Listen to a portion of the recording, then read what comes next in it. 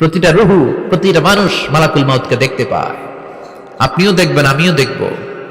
মুমিনদের কাছে এসে মালাকুল মাউত একজন যুবকের বেশে সাদা ধবধবে জুব্বা পরে সুগন্ধি মেখে মুমূর্ষু ব্যক্তির শিয়রে বসে বলে, ইয়া আইয়াতুহান নাফসুল মুতমাইন্নাহ, হে প্রশান্ত আত্মা, উখরুজি ইলা মাগফিরাতুল্লাহি ওয়া রিদওয়ানি, আল্লাহর ক্ষমা আর দয়ার দিকে বের হয়ে আসো।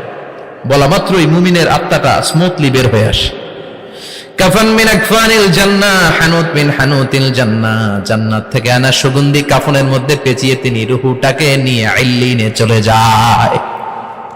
সরাসরি দেখে মালাকুল মাউতকে। আর যারা ইসলাম বিরোধী, কোরআন বিরোধী, তাদের সামনে এসে মালাকুল মাউত ত্রাস সৃষ্টি করে। আগে ধমক। হাইওয়েতে মাঝে মাঝে ডাকাতি হয় না?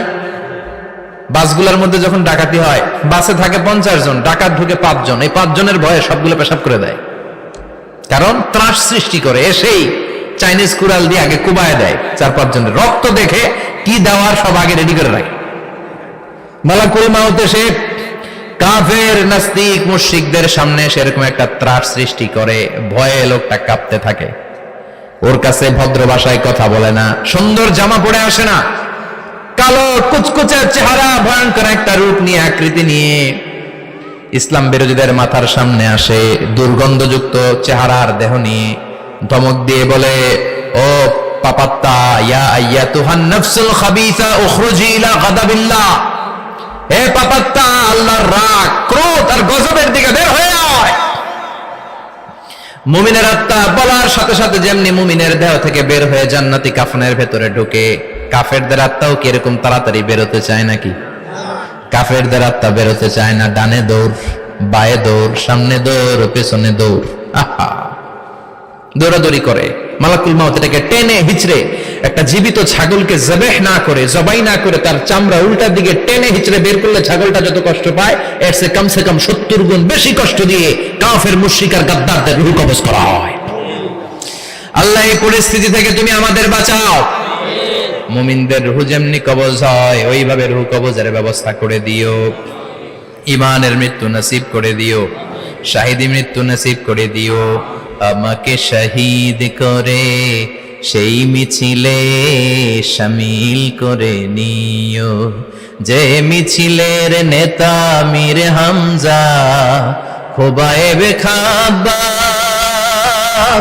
আল্লাহর কাছে ছিল অতি প্রিয়, শামিল করে নিও। আমাকে শহীদ করে সেই মিছিলে শামিল করে নিও। পড়েন আমিন। আর জোরে পড়েন আমিন। তার মানে বিমান দুর্ঘটনায় হোক, কিংবা লঞ্চ ডুবিতে হোক, কিংবা আগুনে পড়ে হোক, কিংবা আত্মঘাতী হামলায় হোক, যে যেখানেই মারা যায়, কবরের 3টা প্রশ্ন তার জন্য আছে না নাই?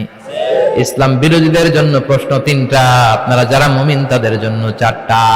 আপনাদের জন্য একটা বেশি, আলহামদুলিল্লাহ। কোন কবরে এসে প্রথম প্রশ্ন করবে, মুনকার নাকির যখন চলে আসবে, 40 কদম যখন আত্মীয় স্বজনরা লাশটাকে কবরের মধ্যে দিয়ে 40 কদম চলে যায়, তখনই ফেরেশতা চলে আসে।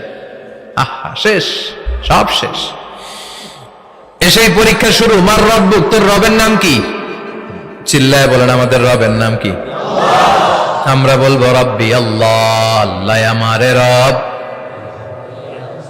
দমে দমে তনু মনে তারি অনুভব। পড়েন, আল্লাহ আমারে রব।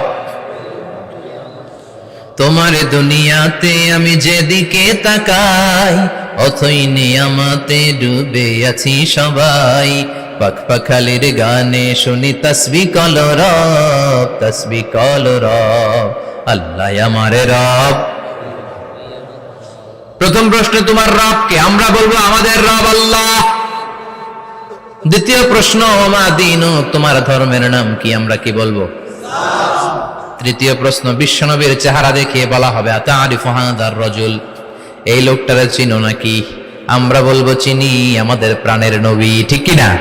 চাঁদের চেয়ে সুন্দর তুমি নবী আমার কামলিওয়ালা, দু জাহানের বাদশা তুমি প্যারা নবী সাল্লে আলা, চাঁদের চেয়ে সুন্দর তুমি নবী আমার কামলিওয়ালা, ঠিক কি না?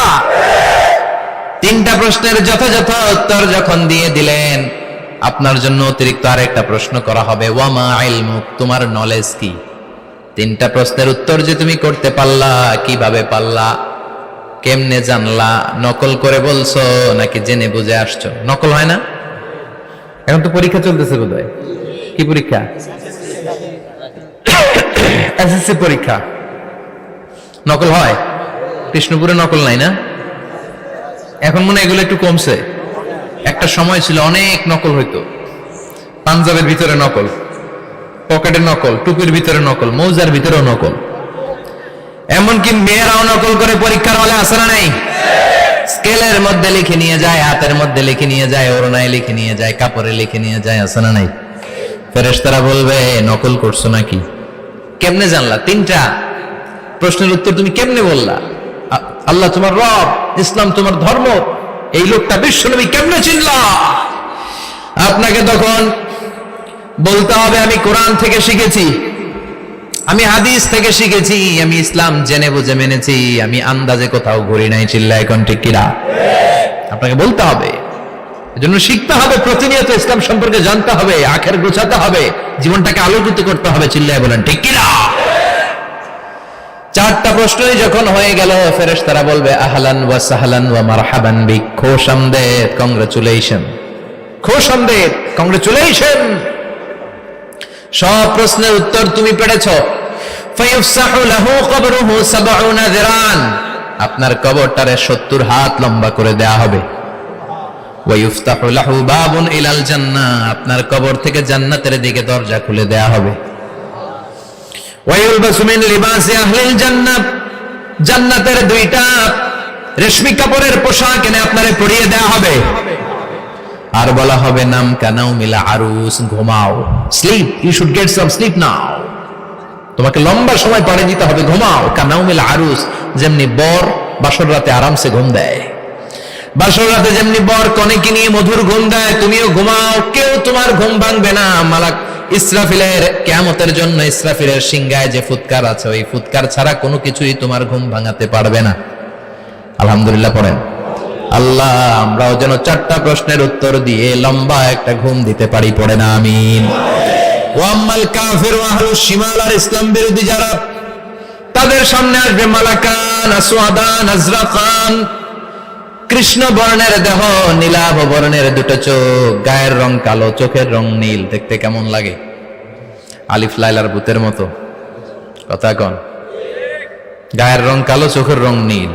ফেরেশতা দুইটা আসবে, এসে ত্রাস সৃষ্টি করবে, এসে বলবে বল তোর রবের নাম কি? মার রব্বুক। ইসলাম বিরোধী মুশরিক, কাফের, নাস্তিক এরা বলবে আমি জানি না আমার রবকে,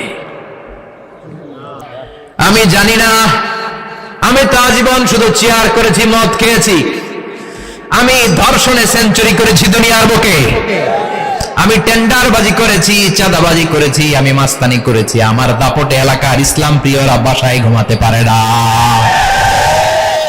আমি ছিলাম টেন্ডারবাজ, আমি ছিলাম গডফাদার, সন্ত্রাসীদের লিডার, আমি ছিলাম ডন 1 2 3 সব, আমি ছিলাম ডনের ডন, আমি ছিলাম মাস্তান, রংবাজ। রব টবকে আমি তো জানি না। লাদ্রি লাদ্রি, আমার জিজ্ঞেস করো না। আবার প্রশ্ন করা হবে ওয়ামা দীনুক, তোর ধর্মের নাম কি? বলবে লা আদরি, আমার কোনো ধর্ম নাই, আমার কোনো ধর্ম নাই, আমি শুধু মৌজ মাস্তিতে ছিলাম, আমি আনন্দ ফুর্তি করেছি, ইসলাম নিয়ে আমার মাথা ব্যথা ছিল না, আজীবন ইসলামরে আমি বাস দিয়েছি। চিল্লায় বলেন ঠিক কিনা? ইসলাম বিরোধীদের সাথে ছিল আমার চলাফেরা, আমার সব সাঙ্গপাঙ্গ ছিল গুন্ডা বদমাশ, ইসলাম বিরোধী। রব কি, ইসলাম কি, এগুলো আমি জানি না। আমার এগুলো জিজ্ঞেস করো কেন? ধর্ম কি আমি জানি না, আমি কিচ্ছু মনে করতে পারছি না।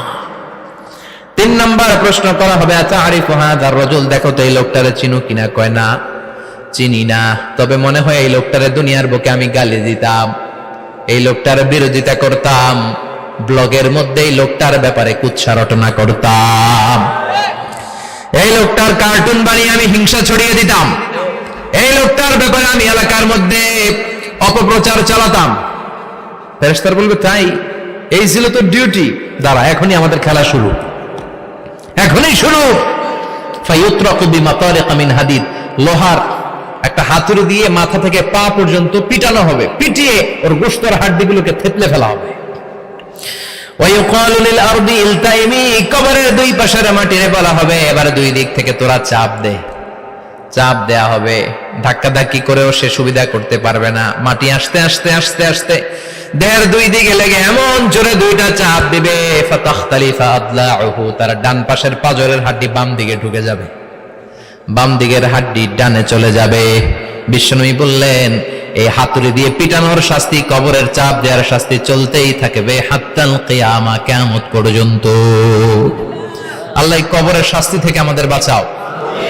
আমরা এই আযাব পেতে চাই না, আমরা যেন ঠিকভাবে কবরের 4টা প্রশ্নের উত্তর করে দিয়ে লম্বা ঘুম দিতে পারি। আল্লাহ তুমি তৌফিক দাও। এজন্য আল্লাহ বললেন, গোলাম দুনিয়া নিয়ে পাগল হয়ে থাকো না। এই দুনিয়ার জীবন আসল জীবন নয়, আসল জীবন হলো কবরের জীবন। জোরে বলেন ঠিক কিনা?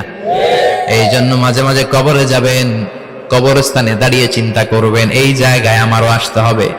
দিন যাবে, রাত আসবে, বৃষ্টি হবে, শীত আসবে, কেউ আমার দেখতে আসবে না, একা থাকতে হবে।